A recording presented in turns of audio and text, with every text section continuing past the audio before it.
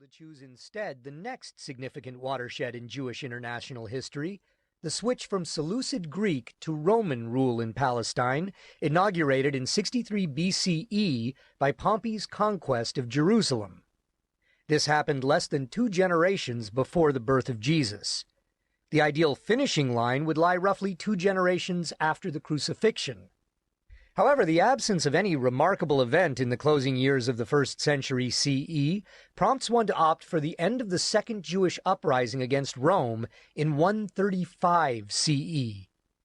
These 2 boundary posts encompass one of the very crucial periods of the intellectual and religious history of the Western world.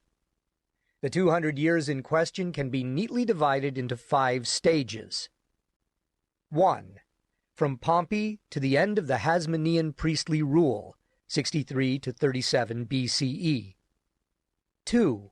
The reign of Herod the Great, 40 or 37 to 4 BCE, the birth of Jesus, circa 6 or 5 BCE.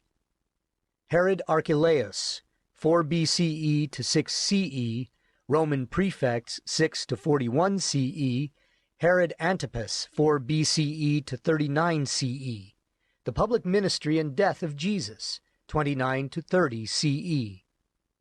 4. Agrippa I, 41 to 44 CE, Roman procurators, 44 to 66 CE. First rebellion, 66 to 70 or 73 or 4 CE. The beginning of Judeo-Christianity and the career of St. Paul. 5. From the fall of Jerusalem to the end of the Second Rebellion under Hadrian, the departure of Christianity from its Jewish social setting, 70 to 135 CE.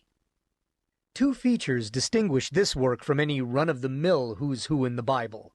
The first is its dominant, strictly historical, as opposed to denominational, religious perspective, and second is the illustrative material selected for it, which consists exclusively of sober ancient artifacts, statues, coins, buildings, and inscriptions, rather than beautiful medieval mosaics or early modern paintings. The 1st century CE fishing boat retrieved from the bottom of the Lake of Galilee is valued more highly than the artistic imagination of Renaissance painters for bringing the reader close to St. Peter. The rise and glory of the Hasmoneans, 164 to 67 BCE. After 2.5 centuries of Babylonian and Persian domination, followed by Greek overlordship introduced by Alexander the Great's conquest of the Near and Middle East, in 164 BCE, the Jews recovered their independence and complete self-government as a result of their successful armed resistance to the cultural and religious Hellenization imposed on them by the Greek monarch Antiochus IV Epiphanes, 175 to 164 BCE. The Hasmonean Jewish priestly family of Mattathias and his sons, surnamed the Maccabees, triumphed over the Seleucids of Syria and restored the Jewish worship, which had temporarily been transformed by Antiochus into the cult of Olympian Zeus, whose statue he had installed in the holy place in Jerusalem. The upheaval caused by the Hellenists, aided and abetted by Jewish upper-class allies, inaugurated a feverish anticipation of the final age, of the eschatological and apocalyptic era, which was expected to culminate in the arrival of the final Redeemer, the King Messiah, foretold by the biblical prophets and anxiously awaited by pious Jews dreaming of freedom under God. The victorious Judas Maccabeus, 164 to 161 BCE, and his brother Jonathan, 161 to 143 or 2 BCE, defeated the enemy and restored a Jewish state.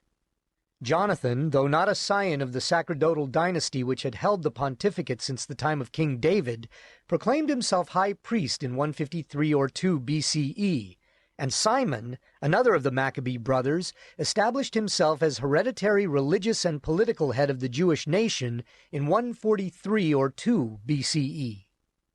Simon's son John Hyrcanus I, 135 or 4 to 104 BCE, and John's successors, Judas Aristobulus I, 104 to 103 BCE, and Jonathan or Alexander Jannaeus, 103 to 76 BCE, extended the frontiers of the new Jewish state and compelled the neighboring peoples